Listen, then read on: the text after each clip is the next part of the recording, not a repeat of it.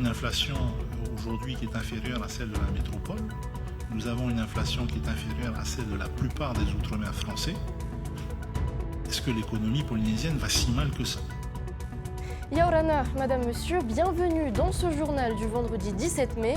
Et cette édition sera en grande partie consacrée au bilan de la première année de mandature du gouvernement Broderson. Mike Leral sera avec moi en plateau pour décrypter cette actualité politique. Nous ferons également réagir nos deux invités, Steve Amblin, le président du MEDEF, et Patrick Gagnon, le secrétaire général de la CSTPFO. Mais avant, retour sur la conférence de presse qui a eu lieu ce matin dans ce reportage de Yann Roy et Sam Tainaori. Un regret, c'est de ne pas avoir eu connaissance avant d'arriver aux responsabilités du passif qu'on nous a laissé, un passif qu'on a depuis quantifié à plus de 34 milliards. L'évocation d'un héritage à gérer, c'est sur ces mots que le président du pays a pris la parole ce matin.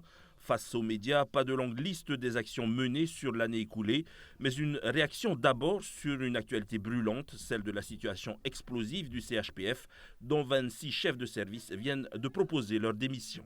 Quand on a besoin de renforts, quand on a besoin d'embaucher en cours d'année, c'est très compliqué et on ne peut pas leur offrir de perspectives sur plusieurs années. Donc vous comprenez qu'un médecin à ces niveaux-là, ou même un infirmier qualifié, quand on lui propose de venir et qu'il n'a pas de garantie que la subvention qui a permis son embauche sur cette année-là, il n'a pas de garantie qu'elle soit reconduite l'année d'après, il hésite. Questionné sur l'action de son exécutif en matière de politique publique de prévention, Moetai Broderson a fait une annonce. Il y a au niveau du ministère de la Santé donc une loi de pays en préparation pour venir, on va dire, taxer les produits qui sont nocifs à la santé. Il n'y a pas que les produits sucrés, il y a les produits trop salés, il y a les produits trop gras. Lutte contre la vie chère, contrôle des marges pratiquées par les commerçants, réforme de la protection sociale.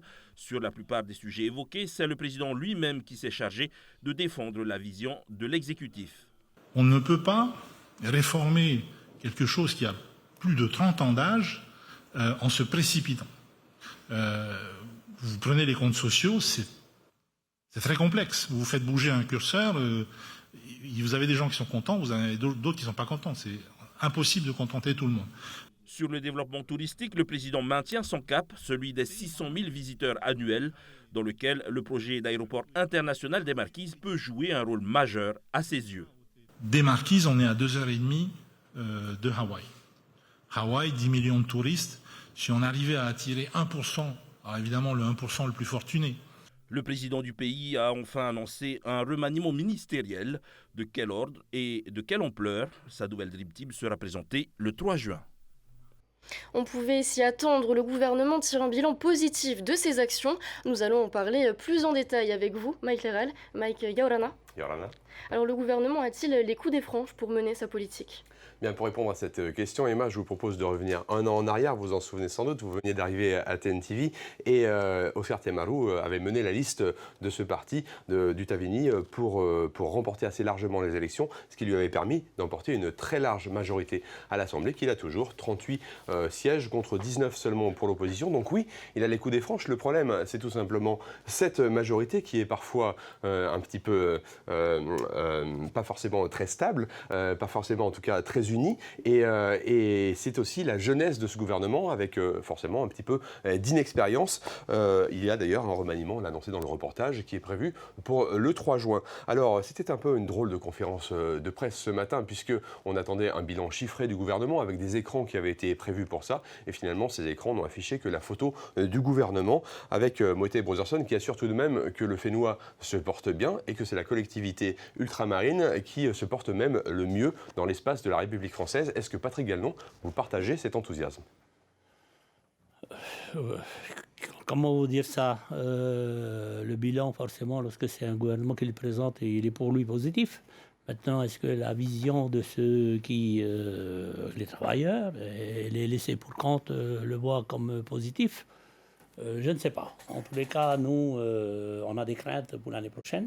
Parce qu'on voit que, en ce qui concerne l'économie, mais là, je crois, mon ami va pouvoir en développer plus, notamment sur le bâtiment, sur la santé. On voit qu'il y a des choses à faire.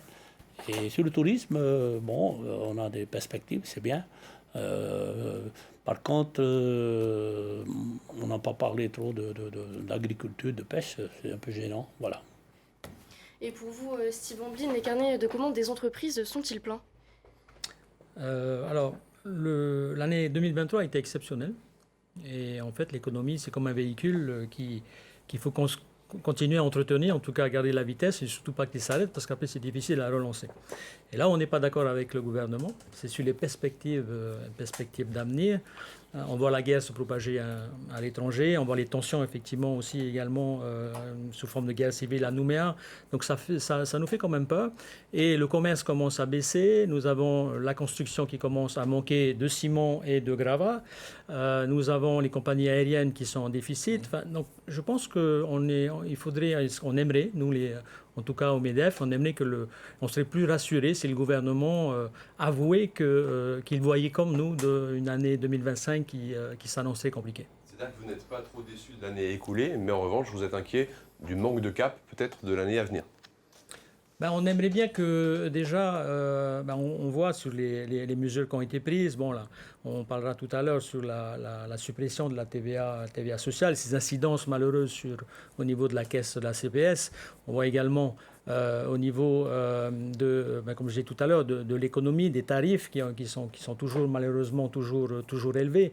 Et donc on a l'impression au final de ne pas parler le même langage. Vous voyez, on a l'impression qu'on n'est pas d'accord sur les constats. Alors certes, 2023 a été une bonne année. 2024 pour nous, c'est une année de transition, mais le dernier semestre risque d'être très compliqué. Et 2025, par contre, il faut s'y préparer. Eh bien, merci pour ces premières réponses. On revient vers vous dans quelques minutes. Pour l'opposition également, de nombreuses erreurs ont été commises par le gouvernement Broderson. Les élus du Tapura Huir Atira et du Ahereya Porinetia ont suivi les annonces du président ce matin. Ils y réagissent dans ce reportage. Un bilan pauvre et maigre, c'est l'analyse du Tapura Huir Atira après les annonces du président. Selon le Parti rouge, les promesses de campagne ne sont pas tenues et le gouvernement Broderson est synonyme d'inaction. Ce bilan est très très pauvre et on voulait savoir comment justement le président allait tourner les choses pour nous présenter un vrai bilan. De ce qu'on a entendu ce matin, c'est comme à son habitude. Le président joue sur les mots, manipule les situations pour essayer de tirer profit d'un pseudo-bilan, mais on voit bien, et ça n'aura échappé à personne, qu'effectivement ce bilan ne contient pas grand-chose. Il s'appuie toujours sur les mesures phares du retrait de la TVA sociale, du maintien du prix des hydrocarbures, mais à part ça, il n'y a rien d'autre. Même son de cloche du côté de Ahereya Porinetia. Le parti de Nicole Sanker et Nui Haubloré ne partagent pas l'optimisme de Moetei Broderson et déplorent que le gouvernement nie les difficultés économiques. Demain il fera beau et demain on va faire ceci ou cela. Voilà ce que j'ai retenu de ces 2 heures de présentation. Le Tavené a critiqué pendant des décennies tous les dispositifs, toutes les mesures qui étaient prises par les différents partis autonomistes. Et aujourd'hui, ils sont confrontés à l'exercice du pouvoir avec finalement aucun projet, sauf à continuer à mettre en œuvre ce qu'ils ont critiqué dans le passé. Le président est dans le déni de réalité finalement, et moi la crainte que j'ai, c'est que le pays continue à s'enfoncer dans la crise. On voit qu'il y a un vrai ralentissement économique, même si le président le conteste, et donc non, ça va être de plus en plus compliqué. Les élus du Tapura Huir Atira et ceux de Ahereya Porinetia attendent un virage du gouvernement lors du collectif budgétaire de vendredi prochain. Le président Broderson a anticipé cette offensive en affirmant que le gouvernement précédent lui avait laissé une ardoise imprévue de 35 milliards de francs. Du côté des élus de la majorité Tavini, ils affichent leur soutien au gouvernement. Écoutez ces quelques réactions recueillies par Merete Atto et Nicolas Pérez. On a été élus sur la liste Tavini, certes. Aujourd'hui, nous sommes élus pour toute la Polynésie. Que le citoyen soit du Tavini ou pas, on n'est plus là, on n'est plus en campagne. Donc voilà, donc s'il y a des projets, des dossiers qui sont présentés, que ce soit de la minorité et que c'est bon pour l'intérêt général, moi je n'hésiterai pas à aller dans ce sens. Alors nous, notre ligne de conduite, c'est le parti, toujours, toujours. Que ce soit notre président de l'Assemblée comme le président du pays, c'est le parti. Bien sûr, On ne peut pas être d'accord sur tout. C'est normal. Et nous sommes 38, pas l'oublier. Mais nous avons pour mission de permettre à notre Mouna de se retrouver dans ce que nous proposons. Si les élus Tavini à l'Assemblée semblent être solidaires avec leur gouvernement, les dissensions au sein de la majorité sont pourtant visibles. C'est notamment le cas sur la question de l'exploitation de nos fonds marins. Oscar Temaru a affirmé sur ce plateau il y a 2 jours que les exploiter est une volonté du Tavini Wir Atira. Le président du pays n'est quant à lui pas du même avis. Il a souligné ce matin en conférence de presse. Nous l'écoutons. C'est ce qui est magnifique au Tavini Wiratira, c'est qu'on peut avoir des avis divergents sans se faire virer du parti. Je crois que c'est une des grosses différences avec d'autres partis. On a le droit de discuter, de ne pas être d'accord. L'océan, c'est le berceau de la vie. Je pense qu'on connaît plus la surface de la Lune que ce qu'il y a au fond de nos océans. Pour moi, le risque, il est trop grand. Il est trop grand de perturber des équilibres qui sont là depuis bien avant nous et qu'on ne maîtrise pas. Au-delà des ressources marines, le principal motif de tension entre le gouvernement et sa majorité, c'est la marche vers l'indépendance. D'un côté, il y a le canal historique incarné à l'Assemblée par Anthony Géros, qui souhaite donc une indépendance rapide. De l'autre, plus modéré, Moetai Broderson. Mike, le président a-t-il tenu ses engagements de campagne? En tout cas, ce qu'on peut dire, c'est quand même que sur la décolonisation, il y a une avancée majeure. C'est le retour de l'État à la table des discussions, peut-être pas encore des négociations, mais au moins des discussions à l'ONU. Alors, c'est vrai, l'État est revenu, mais la France n'est pas prête pour l'instant à s'engager dans un processus de décolonisation. Il n'y a pas de calendrier référendaire et donc les engagements de campagne de Moetai Broderson avec une indépendance sous 10 à 15 ans, bien pour l'instant, il n'y a pas d'évolution majeure sur ce thème. Mais la crise calédonienne pourrait évidemment faire accélérer un petit peu ce processus. On imagine mal l'État qui puisse accepter des mouvements sociaux importants dans 2 de ces collectivités du Pacifique. On sait à quel point elles sont importantes pour sa stratégie indo-pacifique et donc ça pourrait peut-être faire un petit peu évoluer les choses. Moetai Broderson ce matin a affirmé en conférence de presse qu'il n'y avait pas de risque de contagion de ces mouvements sociaux, de ces émeutes en Polynésie. En revanche, il craint une flambée des prix s'il y avait un exode des Calédoniens vers la Polynésie. Alors je voudrais savoir ce que vous en pensez. Steve Amblin, vous connaissez bien la Calédonie comme la Polynésie. Est-ce qu'il y a un risque de contagion et est-ce qu'il y a d'autres risques de conséquences des émeutes en Calédonie, ici au Fénois? Déjà, je pense qu'on peut avoir un message de soutien et de compassion pour nos cousines, nos cousins de Nouméa. Alors nous, au MEDEF, on ne s'occupe pas de ces sujets politiques. Par contre, il y a relevé qu'il y a quelques mois, une usine du Nord, donc une usine qui fabrique du nickel, a fermé, licenciant 1600 personnes.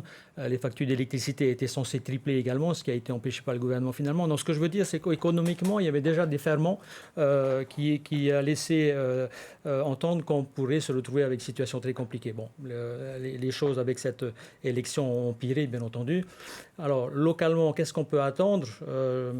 Certainement une immigration qu'on a du mal à estimer aujourd'hui, de personnes qui viendraient finalement trouver refuge.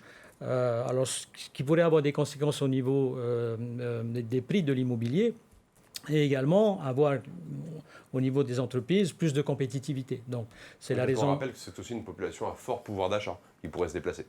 Tout à fait. Donc le PIB en Nouvelle-Calédonie est 2 fois plus élevé qu'en Polynésie. Donc c'est des personnes qui viennent avec des moyens. Ça pourrait aussi, le bon côté des choses, c'est que ça pourrait du coup ramener des devises étrangères, même si on reste sur le front pacifique, et injecter dans notre économie, ça pourrait aussi nous faire du bien. Donc attendons de voir. Juste pour terminer, il n'y a pas non plus que des Calédoniens en Nouvelle-Calédonie, il y a des métropolitains également qui habitent. Donc voilà, il faut s'attendre à... Il y a beaucoup de Wallisiens, des Wallisiens également, donc il faut s'attendre à certains chamboulements dans notre économie prochainement. Et selon vous, Patrick Gagnon, quels peuvent être les effets de ces émeutes calédoniennes ici, au Fénois? Oui, tout d'abord, je voudrais adresser un soutien à tous les Calédoniens et les Kanaks de Nouvelle-Calédonie.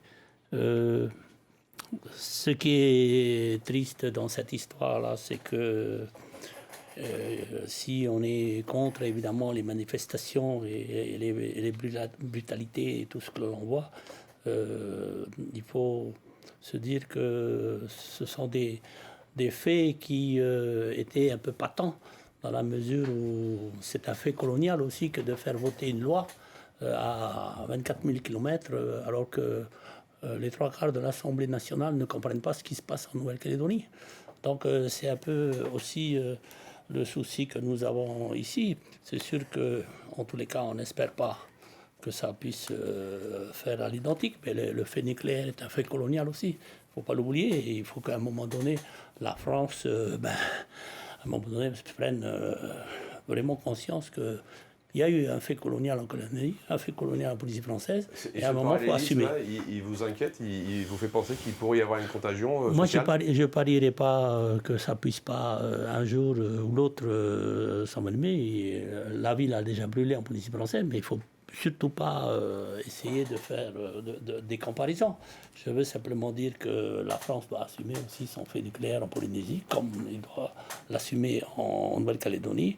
Et le fait qu'ils aient fait voter une loi un peu par le forcing, je pense qu'ils ont fait une erreur. Eh bien, merci Patrick Gallon. On poursuit sur l'avis de l'opinion publique. Et quel bilan fait la population de ces 12 mois au pouvoir? Laure Philibert et Esther Parao-Cordette ont collecté vos avis. Je suis déçu.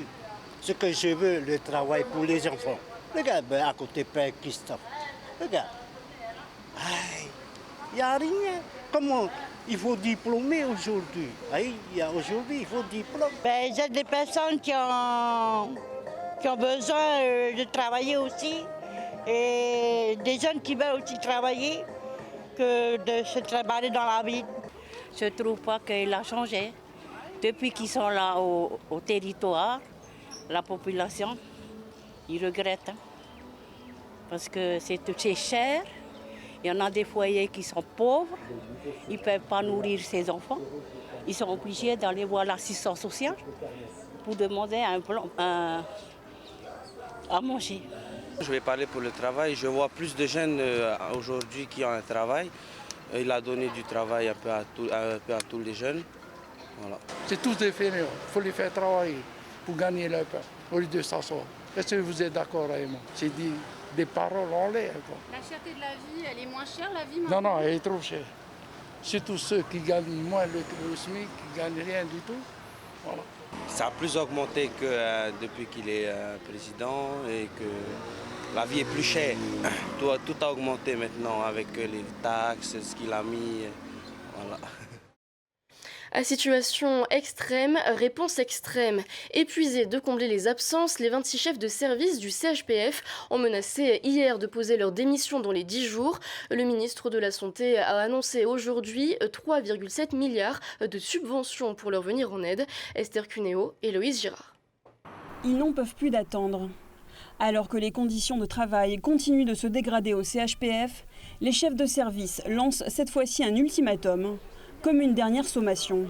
Nous, ce que l'on veut, c'est des réponses rapides, des postes qui soient réellement créés et pas des promesses sur 6 mois, 1 an. Ce n'est pas comme ça qu'on pérennise des médecins ou des infirmières. Interrogé à la conférence de presse de bilan du gouvernement sur l'urgence de la situation, le ministre de la Santé a annoncé les sommes importantes inscrites au collectif budgétaire pour payer les dettes, mais pas seulement. Là, on a décidé de mettre 1,9 milliard pour payer le passif. Aider à faire tourner l'hôpital qui n'a plus de trésorerie. Lors du CHPF, on leur avait proposé 1 milliard et on a mis 1,7 milliard. Et à cela, on va rajouter 150 millions pour la sauve. Selon le ministre, cette somme sera dédiée aux ressources humaines, mais elle sera aussi reconduite chaque année. Et le ministre a également évoqué à plus long terme la modification du statut du CHPF afin de pouvoir recruter par exemple des médecins ailleurs qu'en France. C'est ce qu'ont fait les Calédoniens.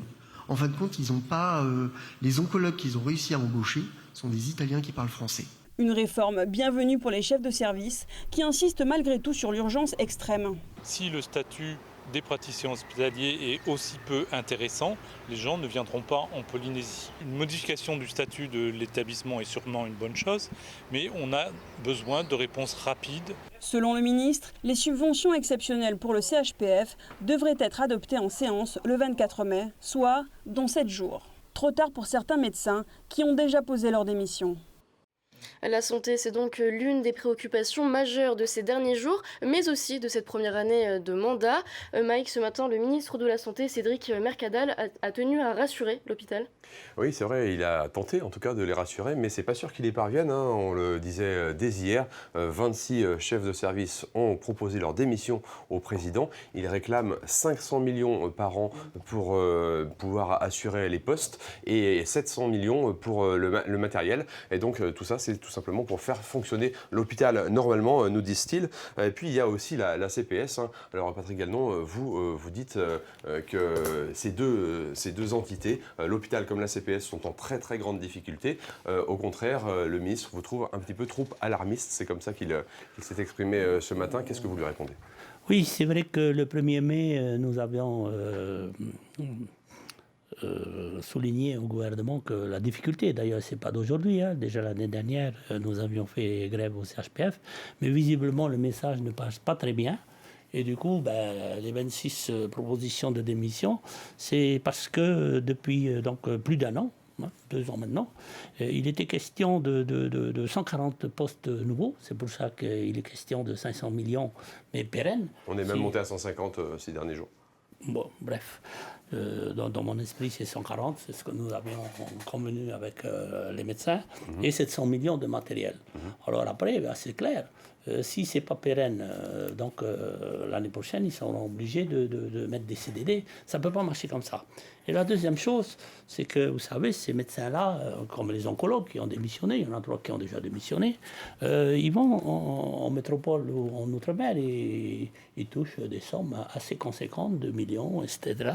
Ce qui me paraît normal, même si ça paraît peut-être beaucoup, parce que dans le privé, c'est beaucoup plus.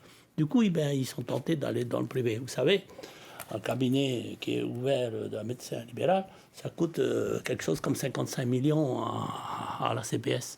Il faut peut-être réfléchir, peut-être en payant mieux les médecins du public, on pourrait en avoir plus et pas forcément ouvrir des cabinets qui nous coûtent assez cher.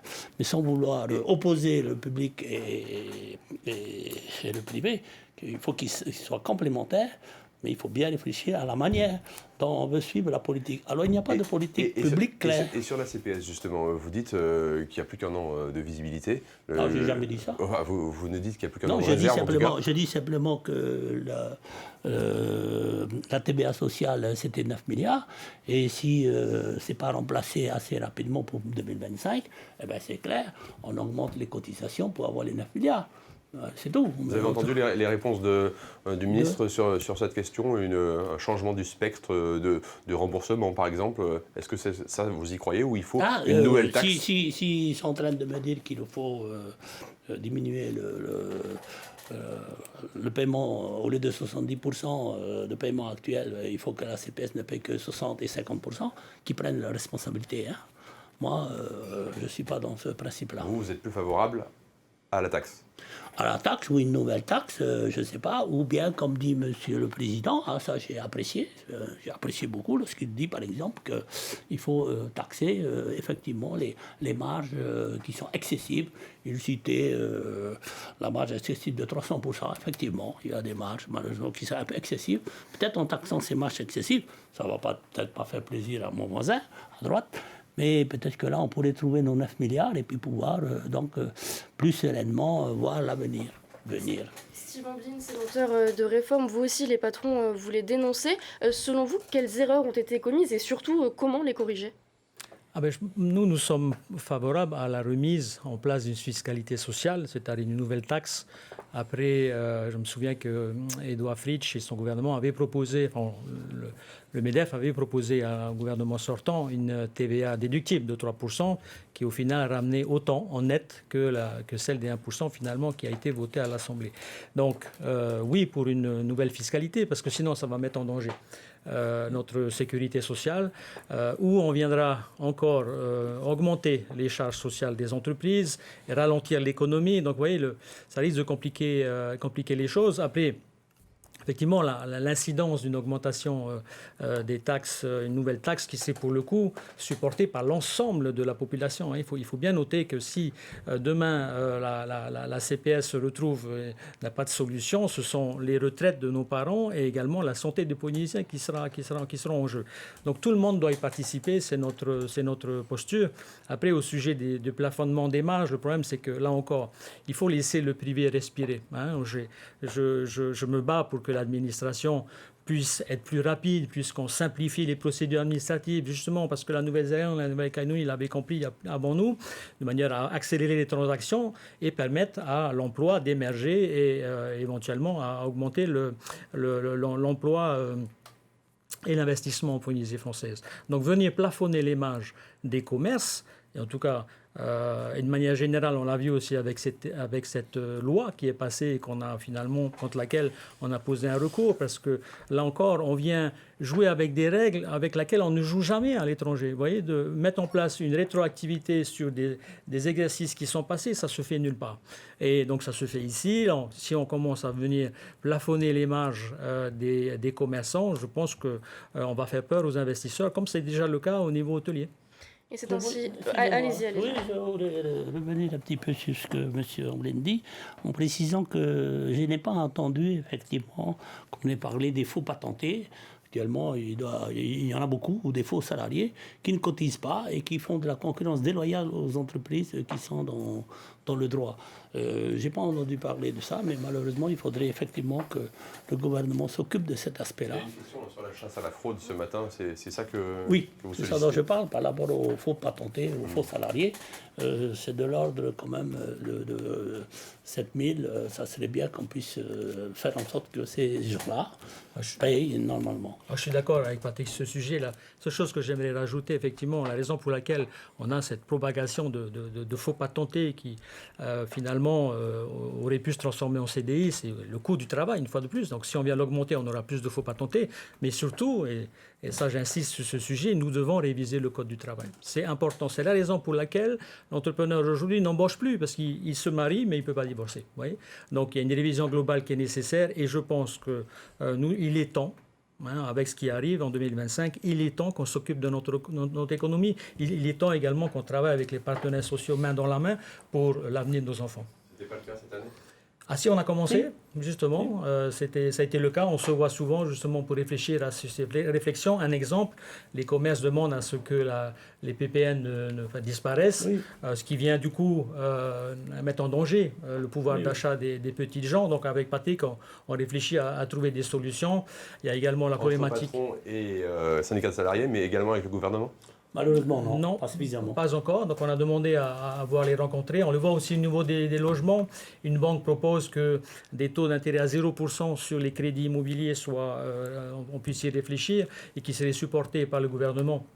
Et également les banques qui voudront bien jouer le jeu. Donc voilà, il y a des solutions. La seule chose, c'est qu'il faut qu'on soit d'accord sur le constat. Je pense que nous allons traverser des moments difficiles. Il ne faut pas jouer avec l'économie, il ne faut pas jouer avec l'avenir de nos enfants. Je pense qu'on est suffisamment mature maintenant, on a suffisamment d'expérience pour pouvoir trouver les voies finalement d'une économie dynamique. Et c'est la raison pour laquelle je pense aussi, et j'insiste sur le fait que l'administration publique doit se réformer. Sinon, l'entrepreneur, demain, il continuera à avoir les pieds attachés.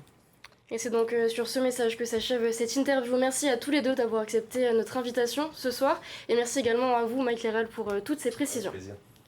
On referme donc cette page politique pour s'intéresser au sport.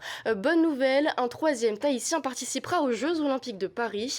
Il s'agit de notre lanceur national, Teurei Terei Tupaya. Il s'est qualifié en réalisant une incroyable performance, expédier son javelot à 86,11 mètres. Le reportage d'Oriano Tefau et Désiré Teivao.